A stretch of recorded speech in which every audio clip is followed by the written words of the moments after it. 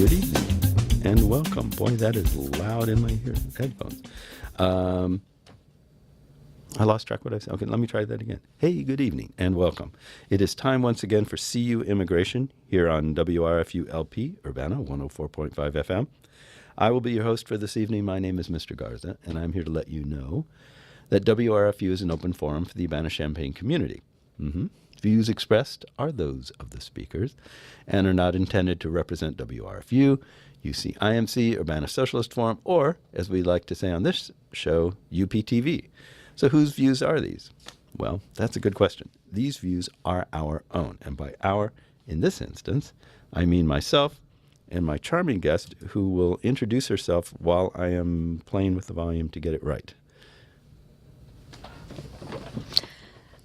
I'm Carly Trosclair. I'm a visual artist living and working in St. Louis, Missouri.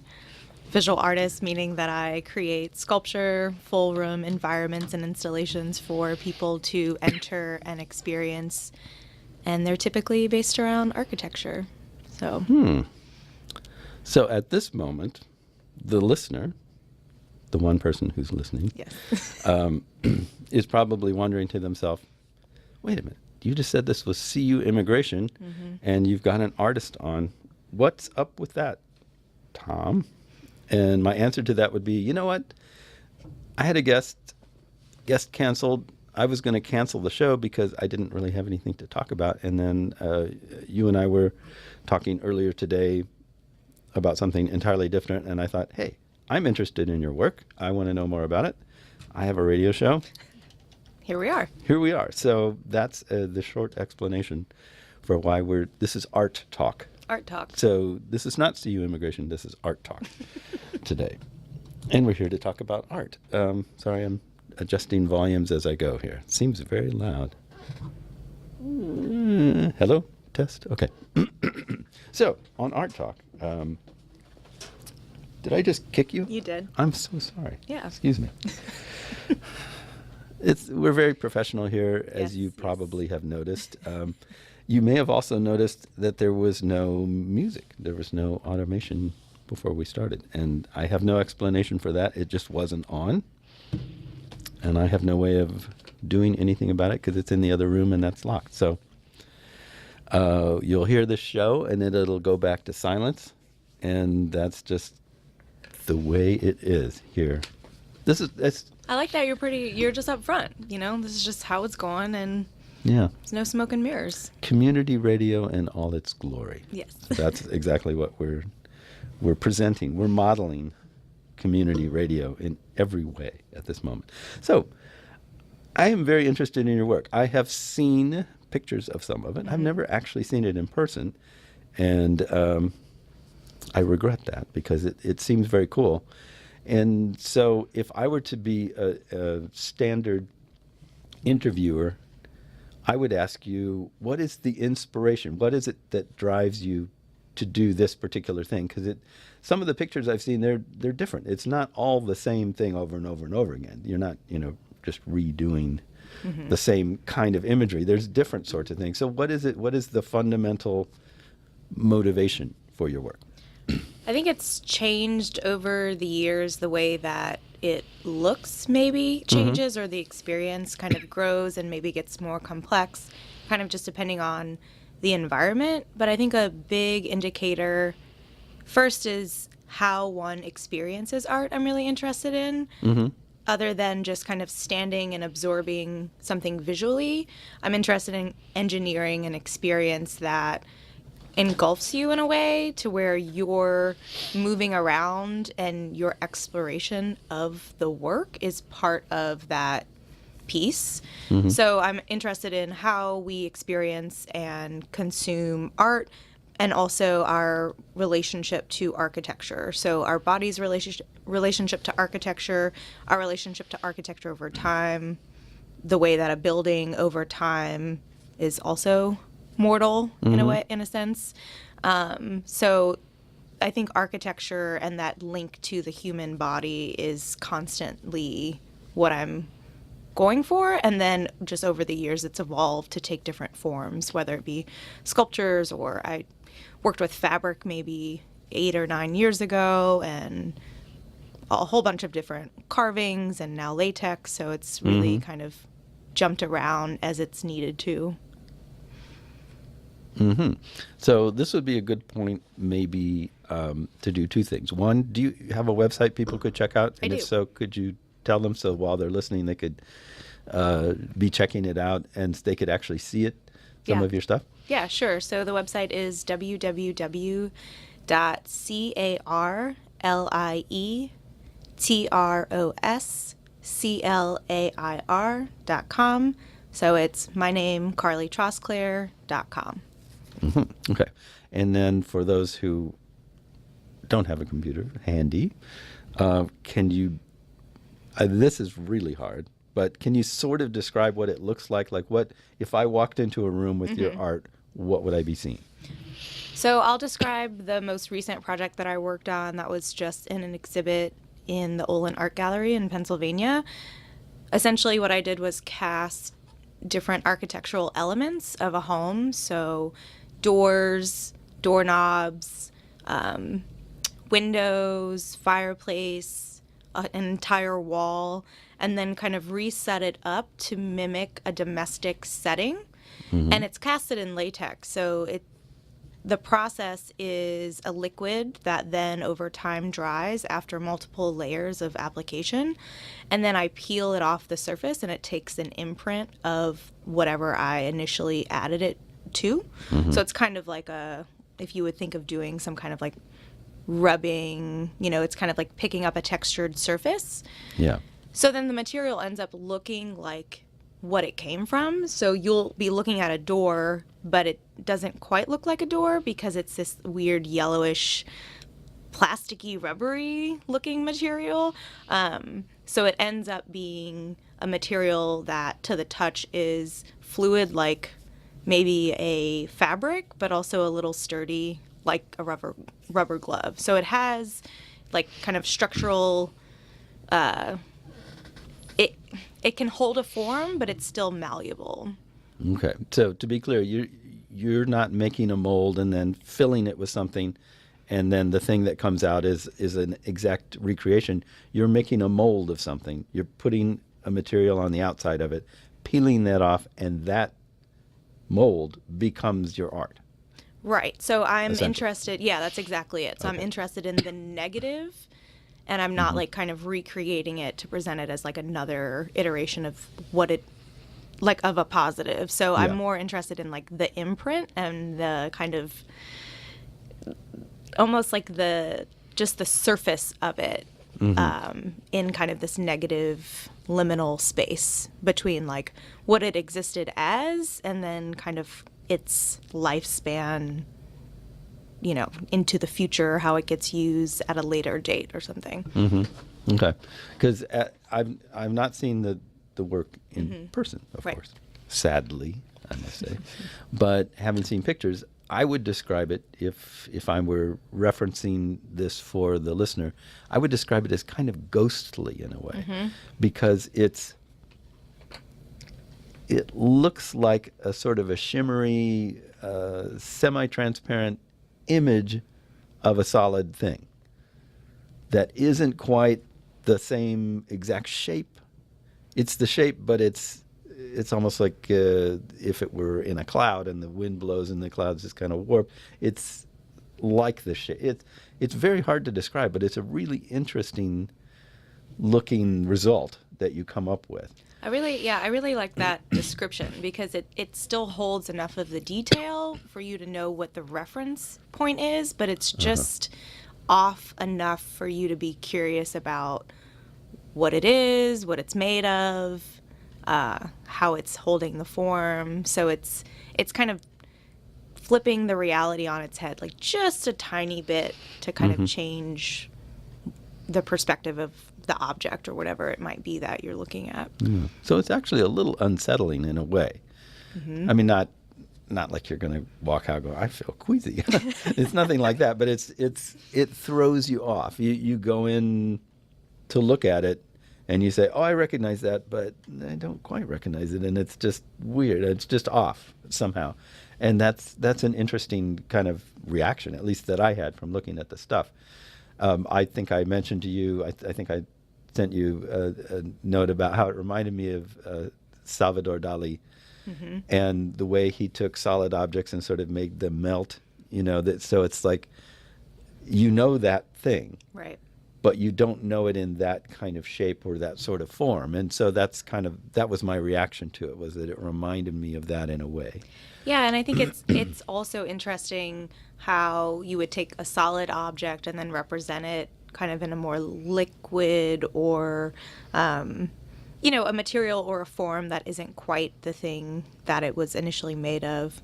But that's really what I'm interested in my practice, is taking things that we already have familiarity with, and we can kind of just think about it like, well, we don't even really have to think about it because we know it. So when I'm walking through a house, maybe I don't need to really think about a doorway. I just know that that's where it is, and I walk through it, and I don't have to think much more about it. And but I'm interested in taking the kind of habitual ways that we move through spaces, but then also the things that we encounter in something so familiar as a domestic space that everyone has a relationship to, and kind of creating this uncanny relationship where, it kind of makes you curious and question something that you thought you knew or thought you had a grip on. So then it's like very much a thing that you are experiencing in the now of that material again. It's not just kind of in the back of your subconscious, like, well, I'm walking through a doorway or this door handle. It's now in a different form to where you're like, wait, what is that little notch and this little, and I might have not noticed that on the original that it came casted from, but somehow just in a flipped way, it makes you question it differently, maybe. So that's what you meant earlier when you were talking about how you're exploring the relationship between people in architecture by sort of pulling their experience with these objects out of their usual rut that you're in when doorknobs 100 times a day, you're grabbing, turn them, blah. That's the extent of your thing. But if you alter that in some way, you force people to think about their relationship with that thing. Like you said, the doorway or the door or the knob or whatever the thing is that you've cast. You're sort of making us being the viewers of your work, rethink our relationship to those objects, right? Is that essentially what you're saying? Exactly. And I would go maybe a step, I don't know if it's further or a side step to that. Sideways. A side step. In addition to, rethinking our relationship, but also thinking about how so many people over time have kind of, with my interest in historic buildings or old buildings, how so many people could have touched that same doorknob, walked through that same space, and how we're kind of sharing. The house exists longer than we do, so we have this kind of shared experiential memory or something in a way that makes us think about a building having a lifespan, but also at the same time, without our upkeep and us constantly making the home fit our needs, it will eventually kind of go back into this deteriorated state once nature has kind of reclaimed it. So it's mortal in that way, and it breaks down just like our bodies do, and it sheds, just like, like just the way we would like exfoliate, or like maybe how like a cicada, sheds its shell, the way that wallpaper is kind of crumbling off, or plaster. It's kind of like leaving this trace of what it once was. No, it's obvious to me why I would be so interested in and attracted to your work, because I love old houses and buildings, and I'm just fascinated by architecture and the way spaces create and reflect a mood and an ideal of your ideal for this space. I want it to be grand, or I want it to be cozy, or they sort of reflect that, but they also create that to someone who You can walk into the same room that I have tried to make a certain way and experience my desire to create this impression. And I love that about architecture, is that you can create space. You invent space, basically. You've got air and whatever, and then you put up walls and whatever, and you've created a space now that was there before. It was just never defined, and you've defined it in a certain way. So that's why I'm interested in it. What got you interested? I mean, where were you just sitting there one day going, and how did it come to you, or did it? I think it was always subconsciously there. I grew up in New Orleans, so I grew up around historic architecture. My dad is an electrician, so I grew up a lot around homes that were being built from the ground up. So walking through a lot of homes and kind of just having that feeling of someone not there yet, but you can kind of envision where a bedroom might be or the kitchen. And then also in an odd way, like going to a lot of open houses when I was younger, where they would stage what it would feel like to live in that house for a potential buyer.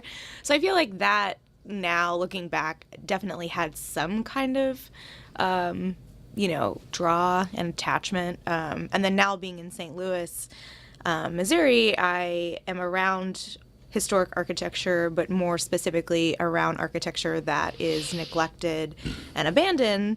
And it's kind of hard to not be conscious of that in your everyday kind of landscape. So kind of thinking about the draw to architecture and design and the decoration and the hand that used to be visible in these structures, and then kind of just watch something that was cared so much in the making of it. So brick by brick, building like these historic homes, and now it's kind of just like, let's put up this house that is going to last for 10 years, and who cares about it beyond our lifetime, you know? I think it's an attention to care and to detail and to this kind of homemaking that you're describing that I really like how you said that, and it really kind of resonates because, I do think about how everything within a house we've created to fit our own bodies, seats and, windows and hallways and all these things. And there's this really lovely book that I'm probably always mentioning. Oh, yeah? But it's called The Poetics of Space by Gaston Bachelard. And he talks about in this chapter about a bird nesting and how a bird collects sticks and different rubble, but then it carves out the interior with its own body, and how it becomes so physical and almost to a hindrance of its, it must be sore, and it's like going through all of this kind of physical carving. And I was just thinking, maybe we're not as touch to touch with the space that we're creating bodily, but there is that same kind of creating, not only with structural, but like decorative kind of ways we want our homes to feel. So it's very kind of parallel, I think. It's interesting when you said that. I mean, that's such a specific image of a someone, the bird. we'll give them more agency than being, birds. Creating a space exactly to fit them by using their own body as like, this is what I need here, room for this part, and over here, and I'm going to wiggle my butt around and make some butt room or whatever, right. And how we both do and don't do that ourselves. We sort of force everybody to exist, like, here are our standards. Well, ceilings will be this high, doors will be this wide, and we got to have an outlet every 6 feet. Through standards, we've created a one-size-fits-all sort of way of doing interiors that's very different from the way someone stepping back in time would have built their own structure. They would have gone, okay, this is the materials I have to work with, what's around here. Here's the room, this looks like a good spot. Here's me, here are my hands, go to it, and I'm going to pile rocks, I'm going to make bricks, I'm going to do whatever to make this space. And I'm sure these handmade spaces were far more idiosyncratic than what architecture has become over time, which is now it's like, I don't care if you're 4 feet tall or 8 feet tall, you're getting this size door, you're getting this size window. You know, it seems like we've gained something in terms of speed and ability to create and a language that everybody recognizes in terms of like, I know how to use this space because I've been in spaces like this before. You know, you walk into almost any building now, you know what to do. You know where to reach for the light switch. You know where to, find the knob on the door and stuff like that. But at the same time, we've lost something. Am I making sense when I'm getting at it? Yeah, absolutely. I think a lot of it, I mean, in a way, we can't like neglect capitalism and the strive for the American dream and all of these like very kind of picture perfect, pocketed, place packaged, things that, it becomes a one size fits all. And I think it has a lot to do with what we value. And I'm also really interested in like who gets to decide value and who gets to decide what beauty, because that's a lot of what I feel like is being lost when the decisions are being made to, when we neglect beauty, like to even say that something's beautiful is kind of like cheesy, it's just like not really valued maybe like it used to be. So, and I think that's kind of my pull towards old architecture. It's just like an architecture that has been abandoned, that just because it's discarded, that doesn't mean there's not, or it has been abandoned and it is deteriorating. It doesn't mean that there aren't still possibilities and ways that we can work to kind of give it life again, like what is too far gone. I think it's a lot of laziness. I think it's a lot of like, we can just, I don't know, however they throw up houses now. It's almost literally throwing. Yeah. It's like, then there it wasn't. There it is. Oh, look at that. Right. Got a house. Isn't that great? Okay, you can move in. Yeah, you touched on a favorite rant cause of mine, and that is how we define things like beauty and value. That's something that just drives me crazy. I can't count the number of times I've ranted about that, just how capitalism basically destroys I guess subjectivity by turning all value into something that is measured only by how much somebody would pay for it. That is a way of ascribing, that is a kind of value. Right. How much would you pay for this? Yeah. And you might say, I've got some of those at home and they're a lot more comfortable. That looks like a giant painful thing. I wouldn't pay anything for it. Yeah. But it's worth ... I can look it up, see it's an online catalog, it is worth that much, but it's not worth that to you. So, it's like value is I don't know. I don't know. I started and I don't have a way of finishing that. It's Which just is typically how a rant goes. Yeah. Well, no, I'm usually coming from a certain specific perspective. Like you can't turn art into something that's based on money, because that's not what art is. It's an expression. It's, at least in my opinion, art can best be described by taking something intangible and trying to represent it or recreate it in some tangible form so that it can be passed around. Right. So I'm saying, oh, what a beautiful sunset. How can I share that with you when you're not here? Okay, I can take a picture and give it to you. I can make a painting and give it to you. I can write a poem or prose and give it to you. And all of those things will give you some sense, or a song. Right. Give you a song, like, oh, the sunset song, All of those things will give you some inkling of what I experienced when I saw that sunset. So to me, that's art. And it can take many different kinds of forms. It doesn't have to be either this or that or whatever. It can be a little of this and a little of that. It can be all these different things.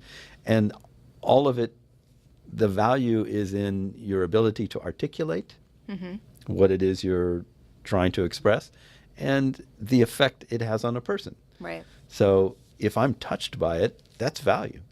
And if you are really good at articulating, that's value too. Mm-hmm. So that's why it annoys me that, but how much would you pay? Well, there's lots of things that I think are great that I wouldn't necessarily pay for. Yeah. And lots of things I pay for that I don't really think are that great. Right. And I think, I'd be remiss not to say that artists need to make money. So, yes, at the same time, there is the hard end of, putting a price tag on art and making a statement about its value and your value and your perspective of what you're bringing to a conversation. And I think people don't value that. It's almost like people that I'm talking about like the Pier 1 art buyers, who are just like, well, that's pretty, and that goes over my couch. They're not like contemplating anything beyond that Pier 1 painting just becomes like another doorknob, another window. It's like, and you pass it. It's not like making you self-reflect. It's not potentially making you angry. I was recently attending a panel and someone was talking about like purchasing art, and one of the panelists were like, I love buying art that pisses me off because at least it makes me feel something and it challenges me. And I don't think we are trained to know what that means, to feel speculative and challenged and even self-reflective, to even understand how to look at art. How can if we don't practice self-reflexivity and how do we even look to any kind of art form to know what that would be like if art did that for us? Oh, I see what you're saying. Yeah. If you don't do it generally, then how would you recognize it in this instant? How would you recognize the value of an artwork doing that? Yeah. How do you know what that is that it's doing to you? Because otherwise it's just like a lamp. Makes me uncomfortable. Right. So we all experience that with like movies, films. Sure. You go to one like, oh man, that was intense. Why? What was intense about it? Was it just action packed? Did you make you feel something? Did it remind you're right. I don't think a lot of people get past just the effect. They don't think of why there's an effect, why it affected them and not you. Why were you crying at that scene and I was laughing? Right. That's weird. What does that mean about both of us? Right. And that and then that's what it's all about, is like really understanding these like weird things about like one another and how they overlap and relate. I love movies that I don't understand the ending because I'm thinking about them forever. I'm just like, what the hell did that mean? Where someone else could just be like, oh, I need to know. I need to know. And it's almost like having that uncertainty and needing that like loop closed for some people. It's just like, well, I don't want to think about it. I want to be able to understand it. I want to see it. I want to know it. I want to say, that's a happy movie. That's a sad movie.